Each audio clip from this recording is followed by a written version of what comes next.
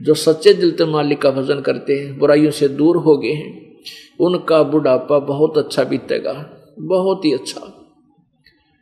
एक तो शरीर में परमात्मा हिम्मत देगा, स्वास्थ्य देगा, और साथ में आपकी भक्ति के कारण बच्चों के दिल में दया उपजेगी। वो परमात्मा करेगा फिर सारे काम, और फिर आपकी मृत्यु जब होगी आप दुखी नहीं होगे।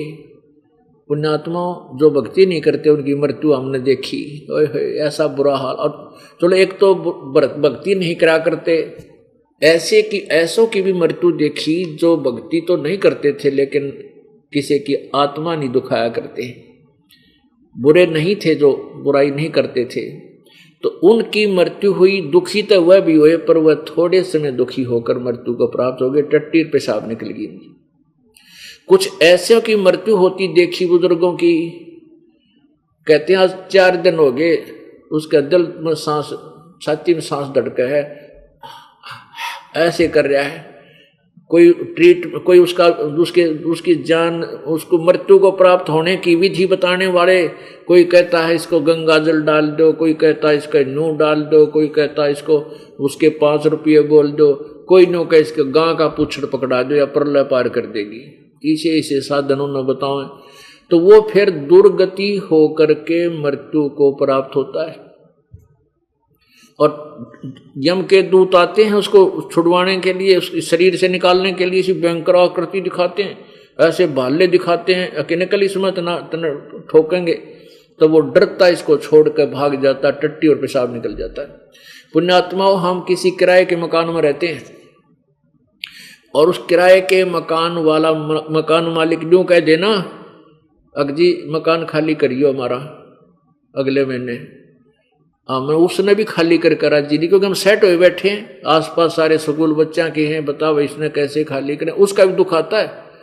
और इस शरीर में तो हम 80-90 वर्ष रहते इस मकान में, यो के सज्जा छूटे है, इसकी तो अंगे तो छुटवावे, फिर काल के दूत आके इसने दिखा के सिंगड़ खड़ा हो, जेड़ी दिखाओ, नो भाले दिखाओगे निकल इसमें, फिर वो इधर उधर बाजो शरीर में, और फिर वो अचेत कर देते हैं, जिसको कदे राम नाम याद ना आ जाए इसकी टीटी जुबान बंद कर देते हैं।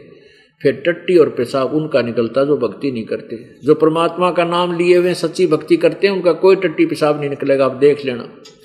क्योंकि आए हैं सो जाएंगे ये राजा रंग फकीर, एक सिंहासन चढ़ चलें एक बंधे जात जंजीर। हमारा एक भक्त है यहाँ, वैसे तो बहुत से ऐसे प्रमाण हैं, बरवाला का एक भक्त है बलजीत भक्त, उनके पिताजी ने नाम लिया, पूरे परिवार ने उपदेश लिया। उनका पिताजी, हम इधर गए हुए थे किसी काम व सत्संग करने के लिए, वो 2-3 दिन से बीमार था, बीमार भी नहीं था, मतलब वैसे अपना खाना पीना त्याग दिया था, और शरीर बिल्कुल ठीक, कोई चीज़ बड़े कोई दुख नहीं किसी प्रकार की। तो वो कहने लगे, बोला भाई गुरुजी आ जाएंगे जब मैं मरूंगा। कुदरती तीसरे दिन में हम आ गए यहाँ पर उनके घर पर, पहले आश्रम नहीं थे यहाँ पर बनाए थे, सन 1900 ये मेरे ख्याल में 99 की बात होंगी, वो हम आ गए। फिर हम एक रात रख कर चले गए। अगले दिन वो बूढ़ा बोला, लेट रहा था, ने बोला भाई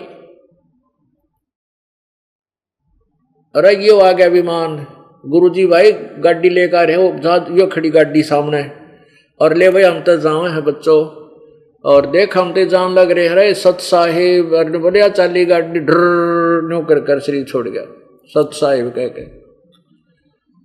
अब पुण्यात्मा एक तन उम्र है, कहते आए हैं सो जाएंगे वो राजा रंग फकीर, एक तो सिंहासन चढ़ चले एक बंदे जंजीर। एक तो ऐसे परमात्मा लेने आएगा इस दास के रूप में अपने सच्चे अनुयायी को, जहाज में बैठा कर ले जाएगा का बेटा। तो उसमें हमने नो ना दिखा, हम मर गए, हम तो नहीं सोचे गुरुजी आगे बाज के प्रणाम कराएंगे और वो कहेंगे आजा बेटा यहाँ बैठ जा, हम फिर उठा जल्दी से बैठेंगे उनके साथ जहाँ भी वो कहेंगे, नो ऑब्जेक्शन। फिर वो लेकर चला जाएगा, घर वाले सोचेंगे मर गया, हम जा रहे हैं परमात्मा के साथ सैल सपट्टे करते हुए। और एक वो मरेंगे जिनकी दोनों परमात्मा बजानी सारी उम्र खोटे खोदे, बीड़ी शराब मांस तम्बाकू विरोध दुनिया के साथ जो ना उल्टे खुट्टे ठोके, तो वो मरेंगे, उनकी वो दुर्गति होगी। यम के दूत उनको जंजीरों से बांध कर ले जाएंगे और वो आगे जाके ठोकेंगे नरक में, 84 लाख योनियों में भोगेंगे। तो इसलिए हमने परमात्मा की भक्ति, वो पूर्ण भक्ति, सत्य भक्ति जो करेंगे, ये नकली भक्ति शास्त्र और साधना करने वालों को कोई लाभ नहीं होगा, क्योंकि हमारे सदग्रंथ प्रमाण करते हैं।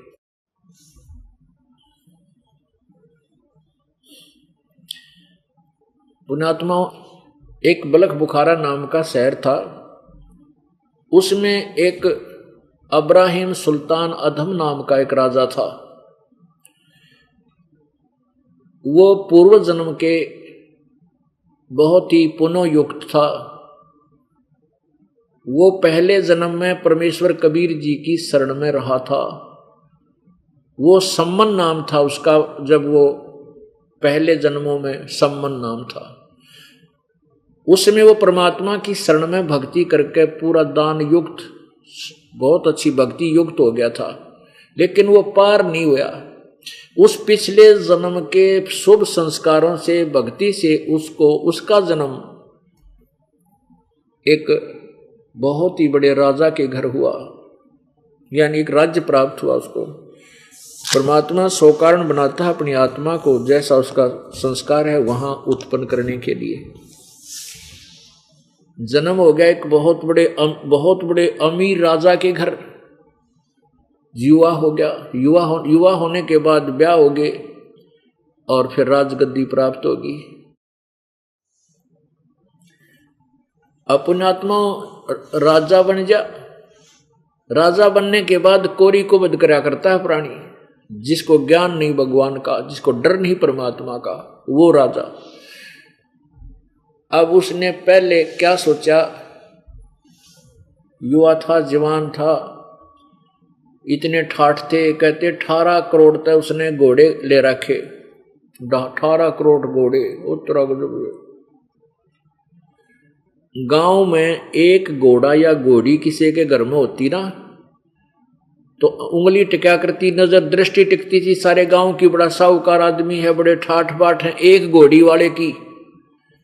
आज जिसके पास गांव में कार है तो उसको साहूकार मानते, उस समय घोड़ी वाले को बहुत बड़ा साहूकार माना करते थे।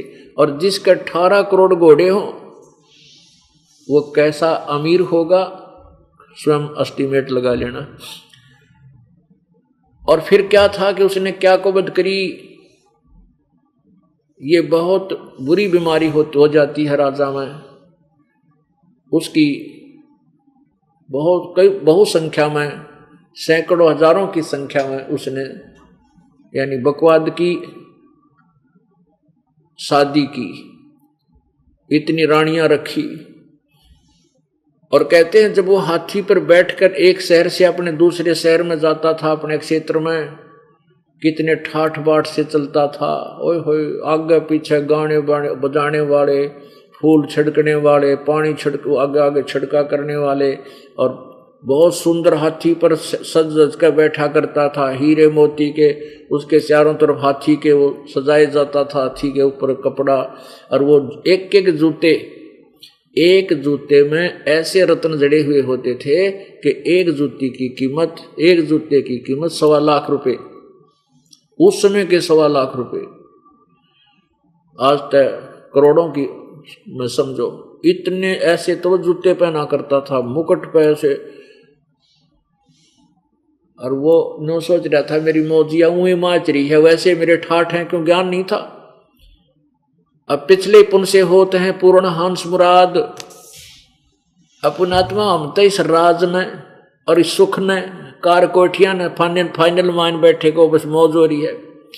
लेकिन परमात्मा को पता है यहाँ किसी मौज है, तेरे पिछले जन्म के पुण्य और तेरे को प्राप्त है। तू सोच रहा यू काल भगवान ब्रह्म हमें दे रहा है, जो पूजाएं जैसी भी कोई कर रहा, किसी भी धर्म या समुदाय में जिसका जन्म है, वो जैसी भी पूजाएं उस समुदाय के अनुसार कर रहा वर्तमान में, चाहे वो शास्त्र विरुद्ध हैं। हम ये सोच रहे हैं कि जो मेरे आज ठाठ हैं, सुख है, ये इन्हीं पूजाओं से मुझे मिल रहा है। नहीं, ये तो अपने सदग्रंथ बताओगे ये पूजा आपको लाभ देंगी कि नहीं देती, वो तो सदग्रंथ बताएंगे, परमात्मा के जो वाणी बतावेगी, तब हमें पता चलेगा कि जो साधना हम कर रहे हैं ठीक है गलत। तो